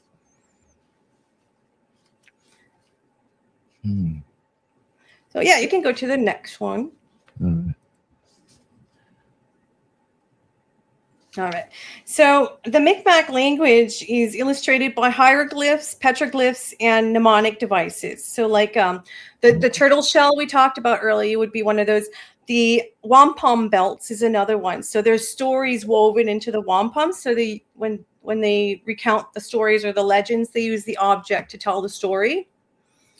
There are striking similarities between the Mi'kmaq language and what is known as Reformed Egyptian, which is also the language used by the founder of the Church of Jesus Christ and Latter-day Saints while he was translating the golden plates, and was sent that the language he used by the ancient inhabitants he called the Nephites. Early settlers and explorers soon began to study and translate the language. French Jesuit missionaries and Catholic priests were interested in recording and translating the language, especially prayers. They developed a system of symbols to represent the Mi'kmaq language, allegedly refining and adapting already existing hieroglyphs. The Jesuits wrote many journals and records chronicling daily life of Mi'kmaq and culture through the massive Jesuit Relations and Allied Documents collection. And they're largely the source of early post-contact. There it is. Okay. So the one on the left is just random symbols. I don't have a translation for it. And they're the ancient Egyptian and Mi'kmaq symbol. There's the symbol for heaven, like Old World was saying. The next one is the Lord's Prayer in Mi'kmaq hieroglyphs. And the last image is the cover of what's called the Cowder Bible. And it's all translated in Mi'kmaq hieroglyphs. Yeah, that even has the upside down pentagram in there. Yeah. Yeah. See, the heaven for the ancient Egyptian has like a dome or something on top. Yeah, crescent type of thing. Yeah. But yeah. Yeah. So there's some. Oh, go ahead. Yeah, we didn't touch on that last one. I don't think. I'm sorry. Yeah. Go ahead, Judith. I'm kind of curious. Okay, I could get the Norse crossover. I could get the French crossover. How did they get the Egyptian crossover? Because that was crossover. Maybe they're here. Well, that could even go through the Freemasonry. Yeah. And that I would even probably attribute to the French, because there was a lot of them who came over that formed the Order of Cincinnatus in the United States. Yes. There was a lot. Yes, and that's associated to France too. And they were Freemasons. A lot of them were Freemasons, the French and the Yes. Huh. That does have a French chapter, if I'm right. Correct? The Cincinnatus? Sure, I'm pretty sure. Yeah, Napoleon's generals, I think. Yeah. Yeah, that's a thing that I had thought about looking into at one point. because yeah, like we've covered it on the show I think a few times, but like I had stuff one of the times to even go into the French part, but I just never did. But it is interesting how there's a just the friendship part of it doesn't seem to really get talked about too much. Well, don't And forget too that if you believe in the Holy Blood, Holy Grail lore, that Jesus and Mary Magdalene were said to have gone where? The south of France.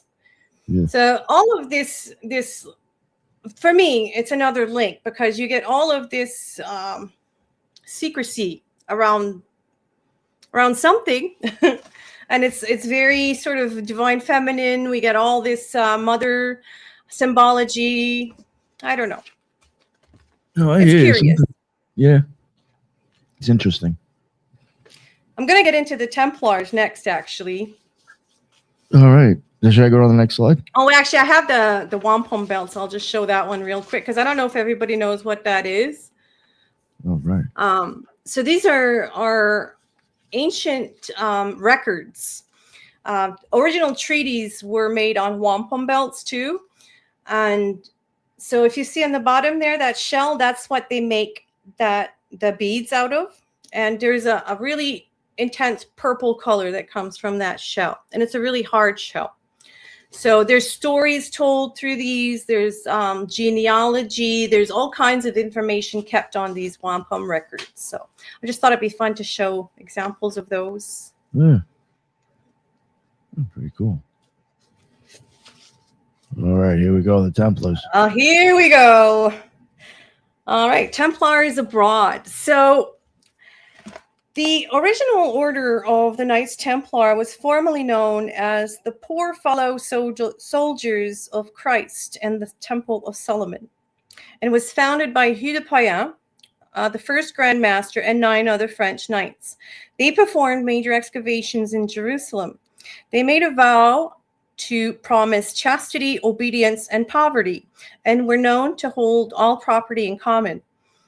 Among the men who marched into Jerusalem alongside Hugh de Payens was Henri St. Clair. Hugh de Payens married Henry St. Clair's niece and was given land in Scotland as a dowry. So there we see the symbol, of course, of the Templars, which is that red cross. Yeah, so this gets into the Holy Blood, Holy Grail mythology.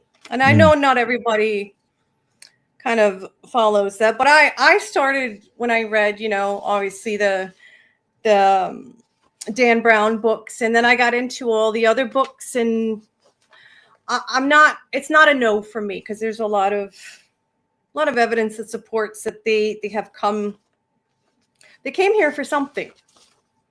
Oh, there was I mean, I think at this point it might. Well, I don't know. Maybe it's not. I thought it was like kind of like taken as like historically true that there's like buildings or things that were built here before Columbus that has their keystone and their fucking shit right on it. Like, well, that the signatures are on the stone. What is that tower? I have a slide of it coming up, but yeah, but there's the tower in Newport Tower. Oh, okay, maybe not. Yes. It's a masonry building. It's a lighthouse, I think. Didn't it? Is it supposed to be a lighthouse? Or I'm not certain what it was. I know it's a circular building, and Templars build these circle churches. So, yeah, I'll get into that. I have a slide for that coming up too. Yeah, you can go to the next slide. So, of course, this is associated with Rosslyn Chapel. So that was made famous by the books such as the Da Vinci Code and Holy Blood, Holy Grail. Near Edinburgh is the village of Rosslyn, where we find Rosslyn Chapel, built between 1440 and 1490 by William St. Clair. It's a structure rich in Templar Masonic symbols and said to be a copy of the Temple of Solomon. There appear carvings in stone depicting a Masonic initiation, as well as the pillars of Boaz and Yakin, as well as ears of corn thought to be unknown in Europe at the time. The name Sinclair Saint Clair, Santo Claro, or Sanctus Clarus means holy light, and originated in Normandy, France. Again, William Sinclair became the first Earl of Caithness, Baron of Rosslyn, and Earl of Orkney. Henry Sinclair, a Scottish-Norwegian nobleman, was grandfather of William Sinclair and builder of Rosslyn Chapel. William was the Earl of Orkney, which is a title given under the King of Norway, Norse, through his first marriage to a great-granddaughter of the King Magnus of Sweden and Norway. So these are just some of the symbols that are found in Rosslyn.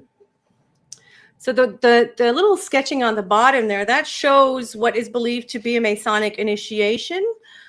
With the little buddy there, he's got a blindfold on, and he's got a rope around his neck and whatever else is going on there. There's some depictions of some knights, and yeah. Interesting shit. Have you guys ever been there? No. Anybody? No? Okay, That me place either. looks, just that one picture right there, that detail is like insane. Which one? Yeah, there's the symbols in that place Yeah, are sure. well, as you see, they have that green man too. They Even that keep columns. finding the columns, yeah. And they found something in one of the columns too, I think. And there's the rose windows. See, a lot And of yeah, that, like I said, that's just a lot of that Yeah, shit. I go ahead. wonder, like, if it's to change the frequencies and shit, man. Because I do well, cover did you that. just make a video about that? Well, no. Well, it's kind of like one of the things I have coming up. I think next week that drops gets more into like the whole sound reverberation and all this. Yeah. Neuroarchitecture. It's considered now. It's actual science. How it affects like your neural system, and yeah, I'm just I'm wondering about it like this place, just from the way it's built. It's just very interesting. Yeah. I think after what I don't know if you heard about what they found out about Stonehenge. That the vibration there is meant to, for lack of a better word, make you somewhat anxious. That's the latest reports. So I don't know if they're going to revisit these places to see if they're the same, if they have the same effects of people, because on people. Because if you do recall, for a good chunk outside of the hostility, for a good time there, they weren't letting people near the pyramids either. Yeah. Well, I know people that have gone to pyramids in different locations, not just the Egyptian ones, and had weird, trippy experiences. So the frequency is different. I don't know if it fluctuates or if it's always the same or how it's affected, but there is a difference. I agree. All I right, do have a question for you. go for it. Go Sure. for it. Someone mentioned it in the chat about a tale. Where is it? There it goes. The Magic Flight. The Miwok story of the Magic Flight.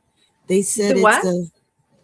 it's from sublimated node. I'm sorry if I'm butchering your name. It's a Milwaukee story of the Magic Flight. They says an indigenous retelling of the Fleur and Floris myth and ties directly to the Grail myth as told by Sheraton de Troyes. Ooh, I'm not familiar with that, but I'm going to look into that. Oh, I wasn't aware that other tribes had. Oh, that's interesting. I don't know anything about it, but I'm happy to learn about it. I'm going to check that out. The loon coming in hot with an info drop. All right, next, or you still got something for this? Yeah, you can go next. Yeah. I'm not sure where we were. Yeah, we're almost there. Home stretch. Okay. So the book, The Knights Templar in the New World by William E. Mann, who is a Templar, traces the transatlantic voyage of Henry Sinclair to Nova Scotia 100 years before Columbus. He was in possession of maps detailing the routes taken by the Norse sailors, probably through his marriage, and became acquainted with the renowned sailors Niccolo and Antonio Zeno, who were Venetian nobility, who accompanied him and his 13 ships to the New World. The book traces connections to Oak Island, fabled to hold the buried treasure, New Ross, Nova Scotia, which is named after Rosslyn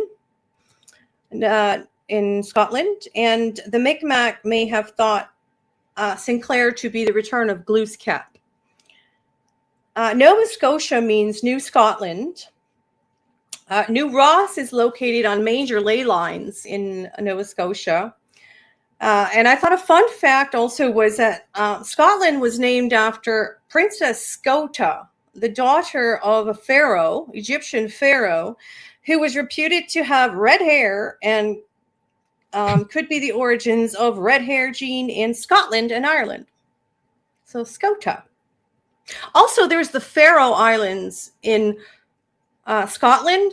They're spelled Faroe, but pronounced the same as the Egyptian pharaoh. So I don't know if that means anything, but it's a fun fact. At the bottom there is the Overton stone. This is found, I think, in Yarmouth, Nova Scotia, and it shows a Templar cross and a crisscross feathers and a moon, a crescent moon. This is carved on a stone, and is thought to is believed to be a covenant, perhaps, between the Micmac and the Templars. So, is there a slide after this? Oh, yeah. Oh, so here's the more Templars. This is the Westford Knight. Yeah, I think this was the thing I might have been talking about, actually. That's the Newport Tower she was talking about. That's the Newport Tower. Is that the one you were talking about? Yes. Yeah. I just mixed the names up. There's some solar alignment with that as well. I think, I don't know if it's the solstice or whatever, but there's some solar alignment, and there's some interesting calculations in the tower as well. So that's just some more evidence of the Templars in America. I just wanted to talk about the Overton stone a little bit more. Tales speak of a covenant or treaty between the Micmac and the Templars at this time. The story goes that the Templars were looking to hide the Holy Grail, the blood of Christ, in the New World. Believers in the Holy Blood, Holy Grail lore maintain that the Templars brought the bloodline of Jesus Christ to the New World and married into some Micmac families. A secret oath, perhaps, or perhaps that's the real hidden treasure they're talking about. Also, it might explain why Joseph Smith was interested in the Micmac and the bloodline.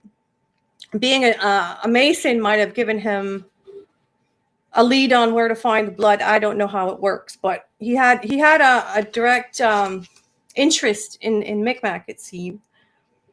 So, yeah, and I wanted to say about my name. So my name is Sanapaz, okay? Now, traditionally, Micmac names were given by Jesuits and priests. So you have Peters and Paul and Simon and Augustine. But then you have a name like Sanapaz, which is not generated from Christianity, and it's pronounced Zanipas. So it's a B. It's a B sound, not a P. And it's only supposed to be having one S at the end, which means it has 7 letters. And the legend says that it's an anagram for the first letter of the last name of each family that holds the blood of Christ. So I don't say I believe it or not. I'm just saying that's one of the.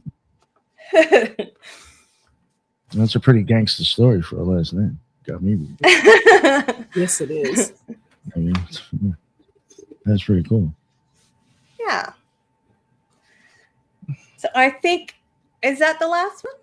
Oh, the stars. Okay. I just showed a bunch of different variations of the 8-pointed star here.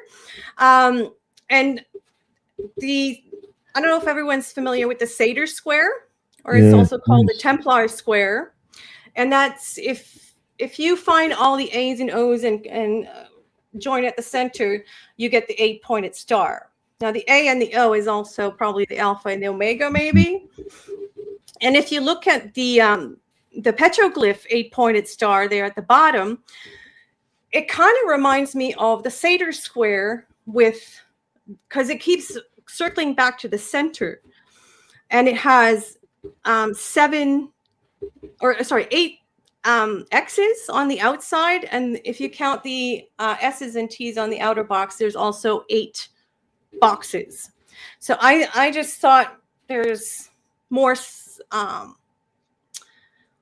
connections to the Templar and the Micmac star. And also the one with the skull is said to be the oath skull of the Templar. So when you took your oath, you put your hand on that skull. And there's also the star of Ishtar. So there's again, the 8-pointed star is like a ubiquitous symbol across all history, really. You see it across different variations and forms.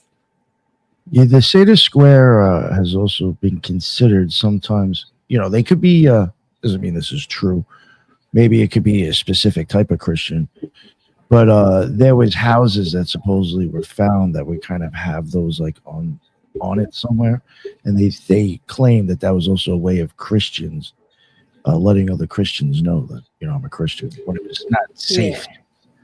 Yeah. That was it's definitely a Christian symbol. Yeah, that was around Christian symbology. The same time that supposedly, like, if you met a Christian in the street, I guess somewhere where, like, and if you had a stick on you, you draw like one slice, one part of the fish, and then they would draw the other part on the ground to finish it off, and that would be a way of that were Christians, supposedly. So it was like around that time where they were supposedly doing things like that to let other people know what's up. I don't know how true that is. Yeah, well, the Sator Square, like if you really work with it, you can get to like magic squares, like the Mars Square and Saturn Square and stuff like that. So it's really like, it's full of secrets, really, when you think about it. So I just thought it was interesting to show it next to its neighbor in Micmac country there. Yeah. So we can go to the next one, and that shows more 8-pointed stars and squares. But the top one I want to show because the first image is a pyramid. And if you open the pyramid and flatten it, you get the 8-pointed star, which is also the third image is a photo of a photon. So this is like a microscopic image of a photon. Which is the same image. So it feels like science is confirming finding symbols hidden in the microscopic. When I was at a Cosmic Summit 2025, whatever.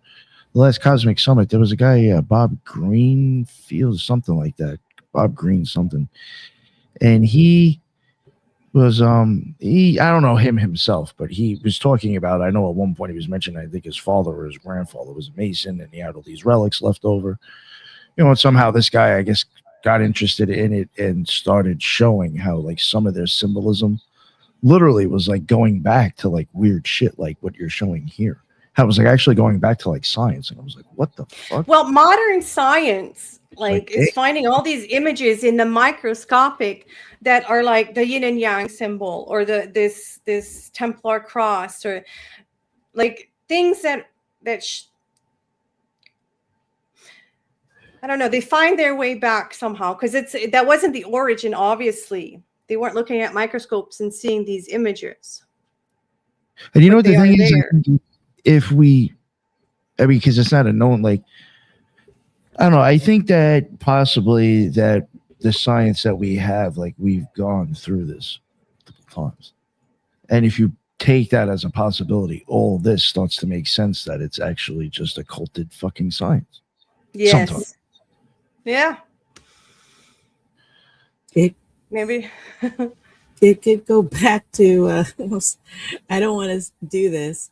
And I know I know one person who's going to smile when I say this, but it could actually support the whole Anunnaki situation too, Hmm. hidden in plain sight. Yeah. Yeah. Yeah. Well, it would explain a lot of things, like how all this shit was built that we can't do now. It would make sense because they had just back then they maybe were a little bit more advanced than we are now. And they, A little Yeah. bit. well, yeah. Yeah. Well, I mean, you know, the That's- thing is, it's like who knows how far advanced some people are. We just don't know. You know what I'm saying? Well, it's also like if we think of North America as the New World, we think before Columbus arrived, this was nothing but like empty space. But there's obviously been civilization after civilization, time like since the beginning of time. Yeah, So can we stop pretending that isn't there? There's even been a few of the things that I've covered on the show for like their architecture, or if it was like some sort of solar or like lunar place. There was a few of them where the whatever native tribes that were there that are even known to be the earliest ones associated with it, they even say it was here already. Yeah. There's ones out there that they don't even say who they knew who built it because there is no answer. Well, the Hopi, I think, believe that they're in the fifth world right now. So every other world, including the sun associated with that world, was destroyed, and everything is reborn from. It's kind of like Planet of the Apes. It's just an endless cycle of recycling, and time doesn't really matter. There's even been things that, like, not to start getting into like conspiracy world again, but I mean, I guess we're already there with this stuff. There's even like certain things like with certain buildings, like even the Empire State. I think it was the Empire State Building. Supposedly was constructed in 2 years. Long story short, things that you see that are supposedly were like not known. Like, I guess, like, all right, put it this way: it's like if we didn't have the technology we have now, well, we know something exists somewhere that we haven't been to yet. You understand what I'm getting at? Like, if you want to go back like 150 years. You don't know what the fuck anything looks like anyway because you don't have fucking TV, you don't have fucking internet. You don't got somebody sending you videos of what they're doing in Nigeria. You know what I'm saying? Mm-hmm. Like on Instagram. So like I do wonder if there was like certain times there was things that might have pre-existed, and once I guess society started getting like a little bit more like connected, you got to start coming up and saying, oh, like, yeah, we just built this now. Yeah. Well, yeah, I mean, the whole, like, I guess they call it Tartaria, but all of those buildings don't belong in this timeline. We can't make any of them. We don't remember building any of them. Where does this come from? So it's kind of like the Adena Mounds are from another time. Those buildings are from another time. Nothing makes sense in history. We got to figure this shit out on our own, I think. Yo, if you were to even look at some of like the old pictures from like New York, you're going to see like a lot of Black and Native American people. And it's just like, yeah, who built those fucking, like, if you still go back to then and look, like, you got dudes with like, you know, like little rifles. But like, if you start looking at some of the buildings and the architecture and those pictures, you got to start wondering, like, they built that? Yeah.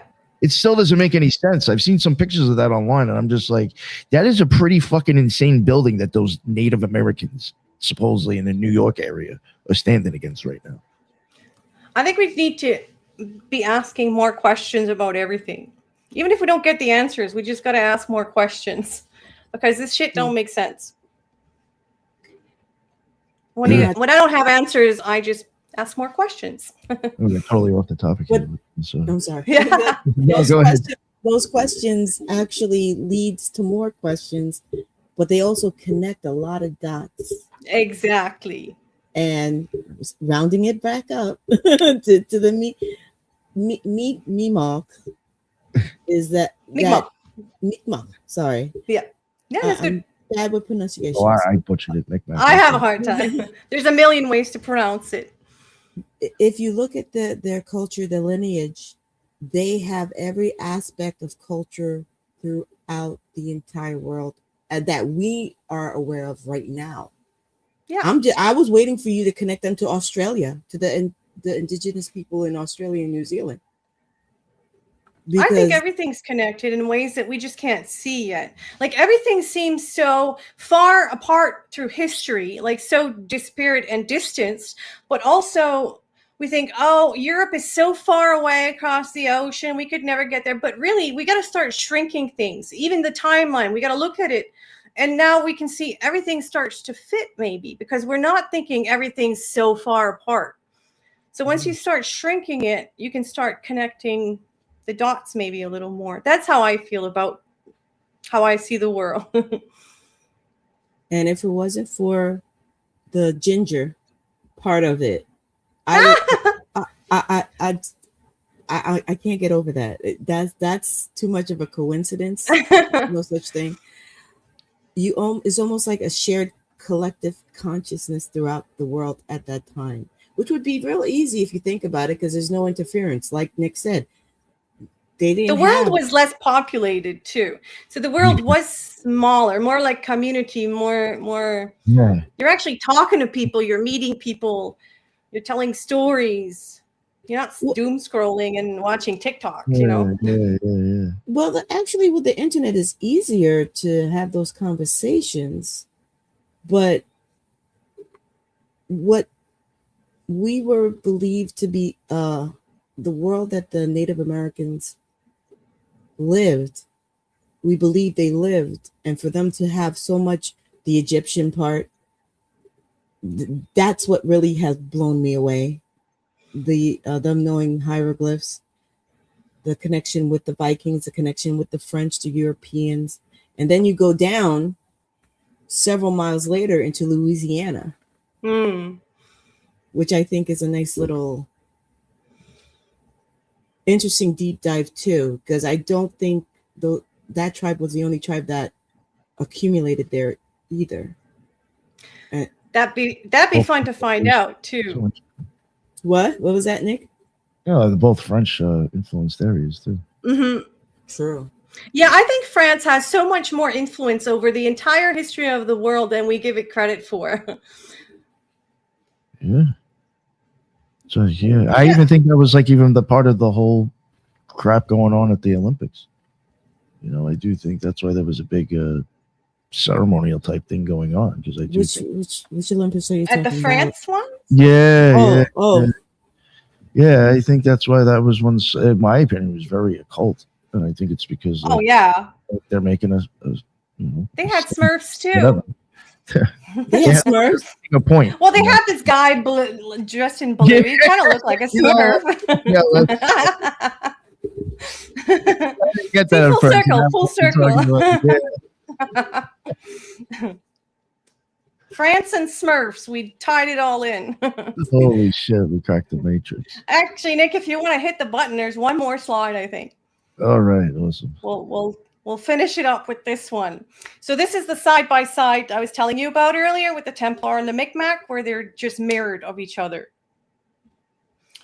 And just some examples of the Maltese flag and all that stuff. So that is the end, my friend. That is wild, though. That is the end for now. There's too much to look at into this. Yeah. It's been fun, though. It's been a lot of fun putting this together and researching it. Yeah. That was Thank great. you, Nick. No, thank you. No, thank you. That was fucking awesome. I had a blast. Yeah, I had fun. Definitely some weird shit in there. Well, you don't got to believe everything, but, if it's fun, it's fun. It's not the belief part. Is you were able to connect the dots as best you can. That's how I see it. Yeah. For me, it's all connected. Like I was saying at the beginning of it, my opinion that I do think, occult orders or occult-minded people have swapped symbolism. And the Micmac world was magicians also.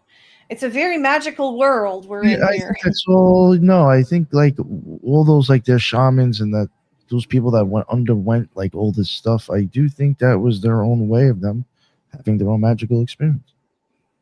Yeah. And I do think well, there's also I didn't tell you about it, but there's ceremonies that they're kind of like resurrection ceremonies, I guess. So yeah.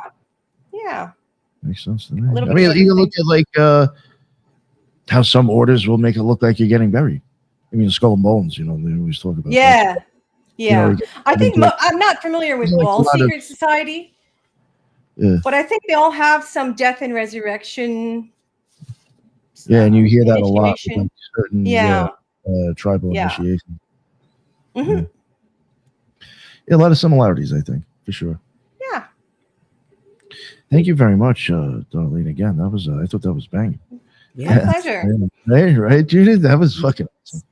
I haven't had a show in a long time like that. Yeah, you ever get an itch to cover something else, please just let me know. I'll be all right for a while. But don't tempt me because you never know. Was there anything that you wanted to promote, or I mean, you don't really have anything, right? Me, no. I got nothing. I'm nobody. She just put together a future research paper, though. Yeah, right. Yeah. Actually, you know what I was thinking about doing this summer is going to see some of these places because I'm right here, right? I'm in the Maritime, so I'm thinking about going to see and revisit some of these places with new eyes. That'd be cool as hell. Nice. Yeah. It'd be awesome to actually go see the place. Yeah. The mound, especially. I'd like to go see that. Good for you. Make it happen. All right. Judith, you want to let everybody know what's up with you? First, this was a blast. Hell yeah. Darlene, thank you. Like I didn't have enough rabbit holes to go down, but thank you for giving me more. And for everybody else, you can find me at YouTube and on X as Zaloon, and you can find me on Spreaker for my podcast. And thank you again. No, thank you, Judith. That was fun. Had a blast tonight. Yeah, and again, Darlene, thank you very much. Again, appreciate it. That was an amazing slideshow. That was Thanks a lot. for indulging me. No, that was really interesting shit. I'm gonna have to like go back to this actually and probably like take notes. Yeah, I think I was worried it might be too much. It's a lot to digest. No. Well, it's a perfect show for that, so don't worry about it. But and thank you everybody in the chat too, man. Great questions. If we missed any, I'm sorry. There was, as you can see, there was a lot of stuff going on. But yeah, Judith, thank you for helping me with the questions and everything. That's awesome. I appreciate that. And yeah, again, people, if you ever got them, throw them up on this, throw them up, and we'll try to get to them. And that's the end of another Occult Rejects. And until the next one, everybody be well. Later.